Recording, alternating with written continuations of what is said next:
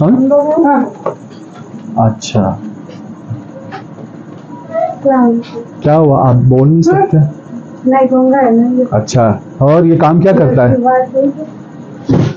अड्डे का काम करता है। क्या दिहाड़ी रोज की लगती है? बस होने के ऊपर है, 200 300 500 300 500 500। और बस। शौहर हैं आपके?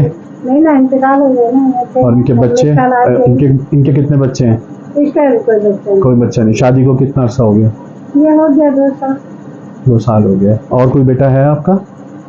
वजीर है उस तरफ। वो क्या करते हैं? वो भी एक गली का काम करते हैं। जरी का काम करते हैं।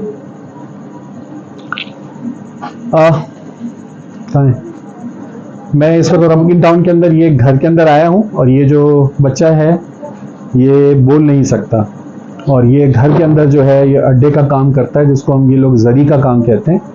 जरी के काम में ऐसा होता है कि हवाई रोज़ी है, अगर काम है तो काम है, वरना कोई मुस्तकिल सोर्स ऑफ इनकम नहीं है। और मैंने इनसे पूछा है तो ये बता रहे हैं कि कभी 500 की दिहाड़ी लगती है, कभी 700 की लगती है, कभी 800 की दिहाड़ी लगती है, और काम मुस्तकिल नहीं है। तो घर में ये हैं, इनकी बूढ़ी वालदा हैं, इनकी बीवी है, 2 साल हुए हैं शादी को, अभी औलाद नहीं है, एक भाई भी है, 4 लोग हैं। और रमज़ानुल मुबारक की बड़ी रौनकें आ रही हैं। लोग जो हैं वो सोच रहे हैं कि हम पहले रमज़ानुल मुबारक के पहले जुम्मे को नया जोड़ा पहनेंगे, जुम्मतुल विदा को नया जोड़ा पहनेंगे।